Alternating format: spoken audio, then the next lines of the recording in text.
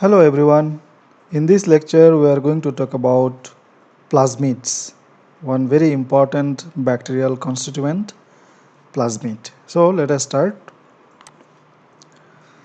In the earlier lectures we said that plasmid is present in a bacterial cell. Now what are plasmids?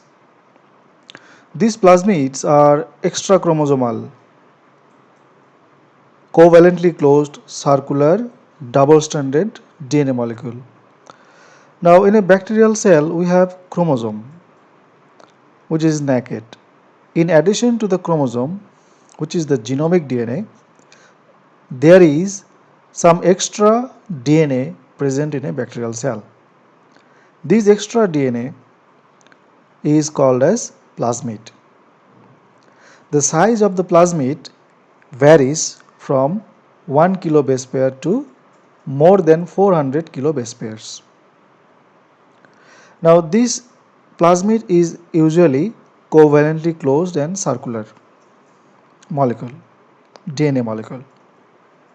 This plasmid, the extra DNA in a bacterial cell, gives extra trait or characteristics to a bacterium. Usually these plasmids encode ancillary functions for in vitro growth. These plasmids are dispensable. We can remove plasmids from a bacterial cell and the cell will still be living and surviving. However, when plasmids are present in a bacterial cell, they give some extra traits or characteristics like virulence, antibiotic resistance, use of unusual nutrients, production of bacteriocins or colicins. So these are some extra benefits that a bacterium gets when plasmid is present. We have already seen a kind of plasmid in a bacterial cell, that is F plasmid, fertility plasmid.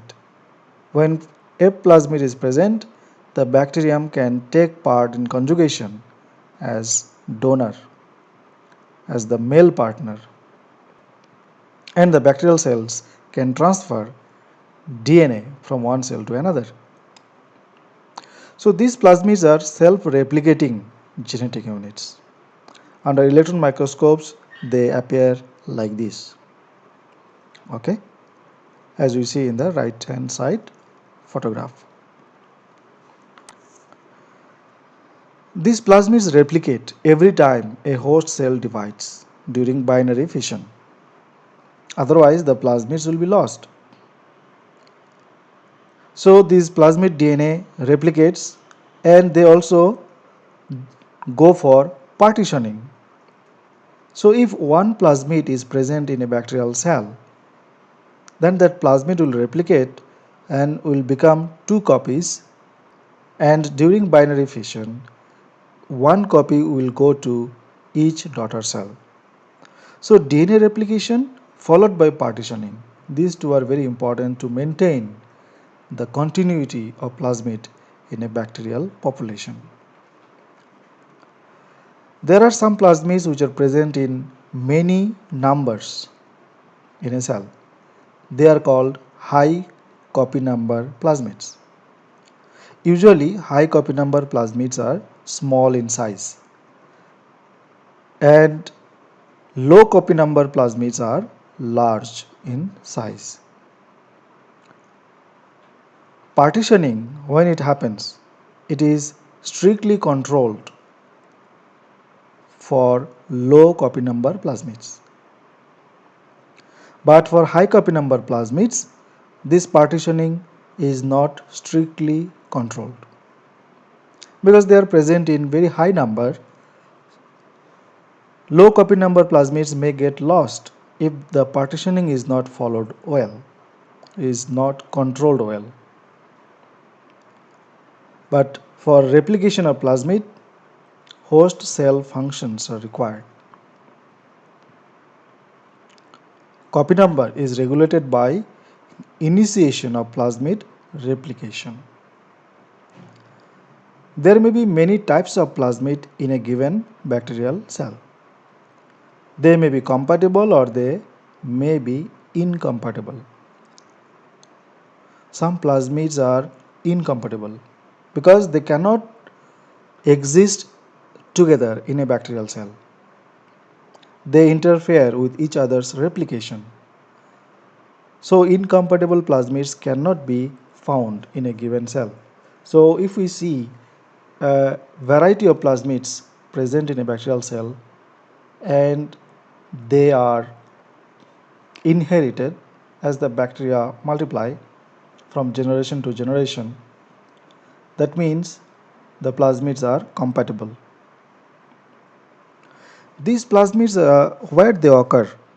These plasmids occur in the prokaryotic organisms, predominantly in the prokaryotic organisms like bacteria. Only some eukaryotic organisms like Entamoeba histolytica and yeast we find plasmids. Plasmids are present in bacteria mostly. They are also present in phytoplasma but not in mycoplasma. These tiny DNA molecules, circular DNA molecules, are mighty molecules because these tiny DNA molecules, extra chromosomal DNA molecules present in the prokaryotes, is the basis of recombinant DNA technology. What are the types of plasmid? On the basis of the ability to be transferred to other bacteria, there are three types of plasmids. Conjugative plasmid. That means these plasmids, when they are present, they promote conjugation. And we have already studied conjugation. The conjugation occurs through sex pilus. And these plasmids, the F plasmid here, possess all the genes which are required for transfer of a copy of the plasmid. F plasmid is a conjugative plasmid. Non-conjugative plasmid.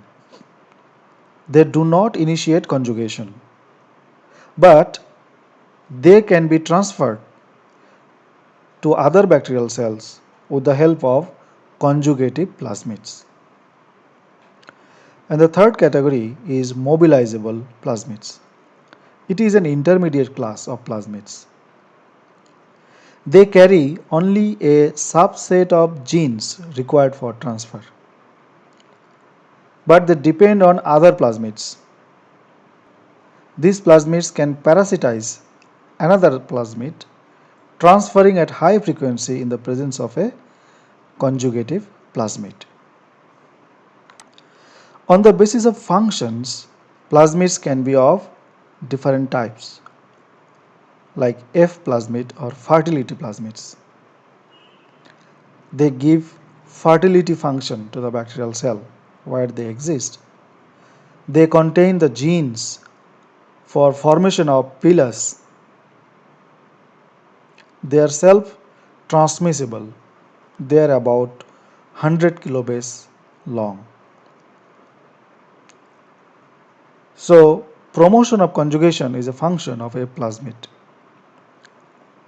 Resistance plasmid or R plasmid, they contain genes that can build resistance against one or more antibiotics or toxins or poisons. So the R plasmids are important for bacteria to survive in a condition, in a niche where antibiotics are present. So they develop resistance, and this development of resistance is because of acquiring genes which are in the plasmids, R plasmids. Col plasmids, they contain genes coding for colicins. Colicins are the proteins that can kill other bacteria. So these colicins are not antibiotics. There is a difference between antibiotic and colicin. We will come to that later. Degradative plasmids, they make bacteria capable of degrading unusual substances like toluene or any other substances. So these plasmids contain some genes which will make the bacteria capable of degrading those substances. So the plasmids are called degradative plasmids. So these plasmids help the bacteria to survive in presence of unusual substances. Virulence plasmids. When these plasmids are present, a bacterium can become pathogenic. So they give pathogenicity to a bacterium. So these are virulence plasmids. Based on the source or origin, the plasmids can be of two types: natural plasmids, artificial plasmids. F plasmid is a natural plasmid, Col E1 is a natural plasmid, but artificial plasmids which have been constructed by researchers in the lab, and they are equally useful for many recombinant DNA technology works. Like PBr322 is a famous artificial plasmid, very popular. P stands for plasmid and B and R stands for two names of the researchers who constructed it. PUC18 is another popular artificial plasmid. P stands for plasmid and UC stands for University of California, where the plasmid was constructed. Now we will have some plasmids and the traits they contribute. Col E1 is a plasmid, natural plasmid. It is found in E. coli cells, and this plasmid helps the bacterium to produce bacteriocins. This bacteriocin is a protein or a peptide having killing effect to a narrow range of closely related bacteria, which is in contrast to antibiotic. An antibiotic is a substance produced by one organism and inhibitory to other organisms. Like penicillin. Penicillin is produced by a fungus, but it is inhibitory to bacteria. So produced by one eukaryote, but inhibitory to a prokaryote. Streptomycin is produced by a species of Streptomyces, but it is inhibitory to other bacteria,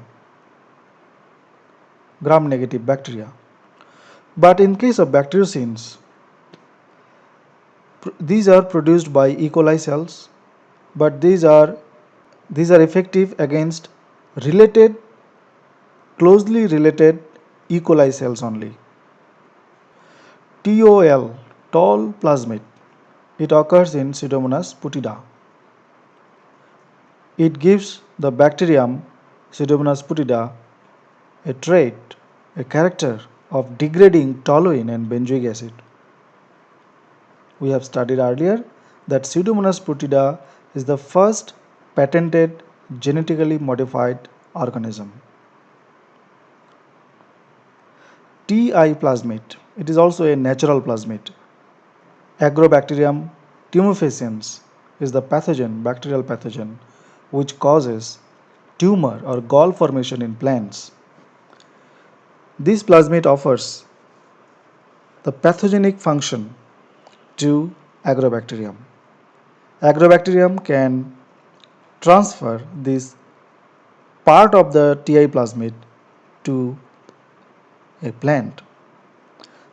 So transfer of genetic element, transfer of DNA from bacterium to plant, from one prokaryote to eukaryote, it occurs naturally. And the plant function is greatly modified. Hormonal imbalance occurs, and there we find formation of galls. So Agrobacterium tumefaciens, this plant pathogenic bacterium is known as natural genetic engineer. Then the plasmid PJP4, it is found in Alkali genes eutrophus. There are certain genes in this plasmid PJP4 which enables the bacterium to degrade 2,4-D. 2,4-D is one herbicide and also a growth regulator. Then PSYM SIM obtained from Rhizobium meliloti, one symbiotic nitrogen fixer. This plasmid PSIM has the genes to induce nodulation in legume roots. SCP1 Streptomyces coli color. It enables the bacterium to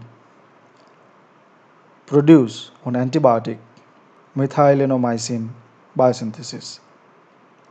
RK2 obtained from Klebsiella aerogenes. It has many genes which give the bacterium resistance to ampicillin, kanamycin and tetracycline. So presence of this plasmid in a bacterium can give the bacterium an advantage of resisting presence of many antibiotics here, ampicillin, kanamycin and tetracycline. So this plasmid gives a better advantage, a competitive advantage to the bacterium. This bacterium containing the plasmid RK2 cannot be inhibited or killed by ampicillin, kanamycin and tetracycline because the bacterium has a plasmid which will have genes and the genes will degrade these antibiotics. So these are some traits that we find in plasmids. There are hundreds of plasmids known today and they all have different traits or functions. When we see the copy number of plasmids, we see here that some plasmids are low copy number plasmids like F plasmid, which gives the bacterium the ability to transfer, to conjugate with another bacterium and transfer genetic material. It is a low copy number plasmid. RK2 is present in 4 to 7 copies in a bacterial cell. PBr322 16 number, PUC18 about 30 to 50 number, and we have a very good number 40 to 300 for another plasmid, PIJ101. These plasmids replicate. They are self-replicable. They do not require the assistance of chromosome. But the plasmid's replication require host DNA replication machinery. And these plasmids, they have all the genes needed for transfer and copy number control. All self-replication plasmids have ORI-V, origin of replication, that locus. Some plasmids carry ORI-T, origin of transfer. Plasmids segregate during binary fission. Partitioning occurs. It is maintained by a par locus that ensures that each daughter cell gets equal number of plasmids. Not all plasmids have such sequences. And we have also said that there are incompatibility among the plasmids. All plasmids cannot exist together in a cell. Only those which are compatible can exist in a cell. And there is another phenomenon here, that a cell can be cured of plasmids. A bacterial cell can be cured of plasmids. What is curing? Curing means elimination of plasmid from a bacterium without loss of viability of the cell. That means we can remove plasmid from a bacterial cell without killing the cell. Usually, growing bacteria at high temperature, of course, not to that temperature that will lead to death of the cell, Growing bacteria at a temperature high enough will destroy the plasmids, will denature the plasmids. So this is called curing. Then after plasmid, what is episome? It is a related term. We must know what is episome. These episomes are units of genetic materials composed of a series of genes. Plasmids also have genes, episomes also have genes, that sometimes has an independent existence in a host or at other times is integrated into a chromosome of the cell, replicating itself along with the chromosome. So these are also extra chromosomal, these are also extra genetic materials. So these are like plasmids.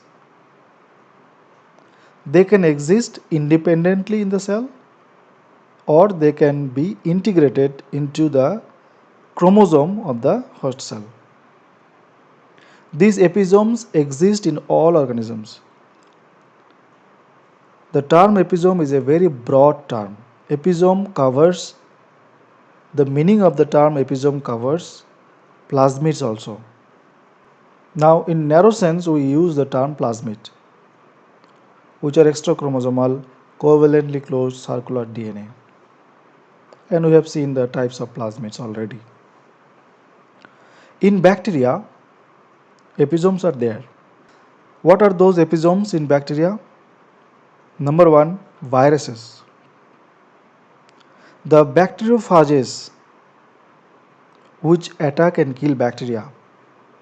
These bacteriophages are episomes because the bacteriophages, they inject their genomic DNA into the bacterial cell, and that genomic DNA may remain freely in the bacterial cell, replicate and kill the cell, may also integrate with the host chromosome and remain as prophage. So bacteriophage genome may or may not integrate with the host chromosome. That we have already seen in the transduction step of a bacterium. So these viruses or bacteriophages are also episomes. What are the others? Sex factors or F plasmid. F plasmid is also an episome.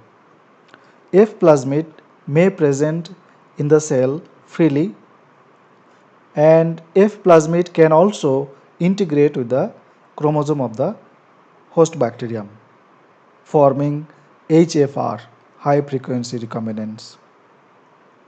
So F plasmid is also an episome.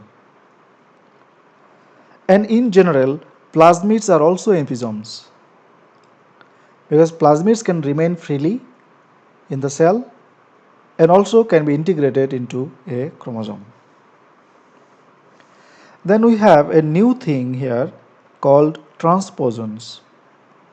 These transposons are known as mobile genetic elements.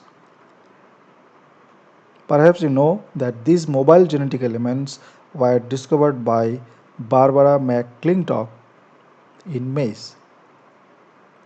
These transposons can exist outside the chromosome and also can integrate into the chromosome, following their movement from one cell to another.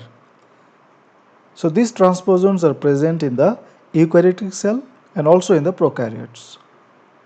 These transposons are also episomes. Now what are these mobile genetic elements? Let us see these in detail. These are also known as transposable elements or TE. The term transpose means transfer to a different place. That means these are some DNA sequences which get transferred to a different place. These are transposable elements. Prokaryotes contain many classes of transposable elements as natural constituents of the chromosome or plasmid and bacteriophage genome. So these transposable elements are present in the bacterial chromosome, in the plasmids, and also in the phage genome. Then what is insertion sequence? Insertion sequences have some characters, like they have a gene called transposase gene that enable them to transpose. They have, insertion sequences have only one insertion function. They are the simple transposons. They are about 1 kb in length. We know in general the size of a gene is 1 kb. And these insertion sequences have only one gene, transposase gene, so the size is also about 1 kb in length. When these insertion sequences move from one place to another, they affect the function of the gene to the place where they get transposed. They change the reading frame of the gene where they get transposed, and they may cause inactivation of the gene or silencing of the gene. Because they are mobile, these insertion sequences, 1 kb length short DNA sequences, they have one gene, they can go and integrate to any other part of the chromosome present in a cell.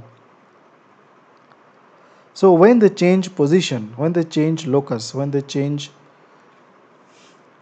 and move to another place in the genome, in the chromosome, naturally they change the reading frame or the sequence of the place where they are inserting.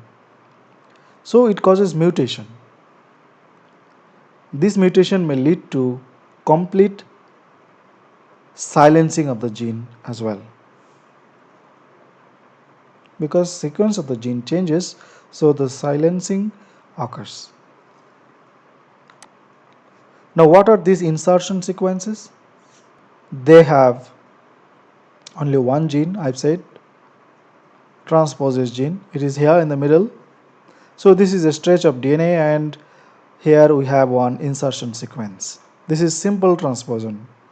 Why it is simple? Because we have only one gene here, and this gene is flanked by inverted repeats on both sides. These are inverted repeats. So this is called insertion sequence or simple transposon.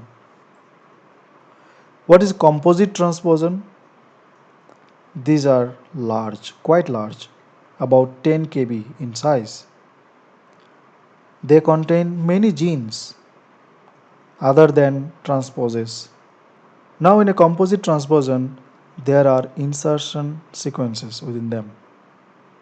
These composite transposons are also called as jumping genes. Now see here, in this stretch of DNA, double-stranded DNA, we have antibiotic resistance gene here in the center, and in the both sides we have insertion sequence, IS, or simple transposons. We know the structure of a simple transposon. In a simple transposon, we have transposase gene in the center flanked by inverted repeats. So we have one insertion sequence here in the left hand side, another in the right hand side. So two insertion sequences, and in the middle we have one antibiotic resistance gene, and that makes one composite transposon. And on both sides of the composite transposon we have direct repeats. So this is the structure of a composite transposon. tDNA of Agrobacterium tumefaciens is also a transposon because it moves from Ti plasmid of Agrobacterium tumefaciens to plant DNA. It moves from prokaryote to eukaryote. But this transposon is different from plasmid or bacteriophage. These transposons cannot replicate independently, whereas plasmids and bacteriophages can replicate independently. By definition, plasmids are self-replicable. We have also seen bacteriophages, how they enter bacterial cell and replicate. But transposons cannot replicate independently. So, in this lecture, we have talked about plasmids, different types, their copy numbers, how they replicate, and also the mobile genetic elements, episomes, and all that which occur in prokaryotes in the bacteria. So that's all about this lecture. If you have any query, you can ask me or write to me in the comment box. So thank you very much.